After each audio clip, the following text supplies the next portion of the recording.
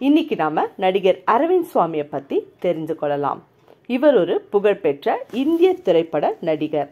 இவர் தமிழ், தெலுங்கு, மலையாளம் மற்றும் ஹிந்தி திரைப்படங்களில் நடித்து வந்தவர்.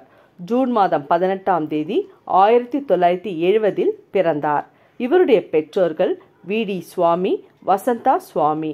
இவர் பள்ளிக்காலம் சென்னையிலும், கல்லூரி சென்னையில் உள்ள லயோலா கல்லூரி இளங்கலை பட்டமும், முதுகலை பட்டம் அமெரிக்காவிலும் படித்தார். பின்னர் 1994 காயத்ரி என்பவரை மணந்தார். இவர்களுக்கு ஆதிரை, ருத்ரா என 2 குழந்தைகள் உள்ளனர்.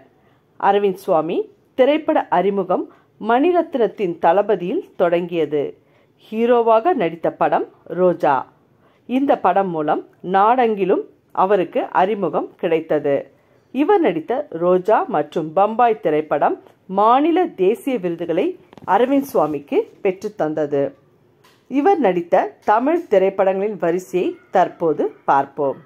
1991 தளபதி, 1992 ரோஜா, 1993 மறுபடியும், பாசமலர்கள், 1995 பம்பாய், இந்திரா, 1996 தேவராகம், 1997 மின்சார கனவு, புதையல், 1999 என் சுவாச காற்றே, 2000 அலைப்பாயுதே, 2005 சாசனம், 2012 கடல், 2015 தனி ஒருவன், 2017 போகன்.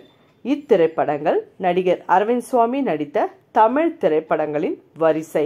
இது போன்ற பல புதிய தகவல்களை பற்றி அறிந்து கொள்ள லைக் பண்ணி சப்ஸ்கிரைப் பண்ணிக்கோங்க. தேங்க்யூ.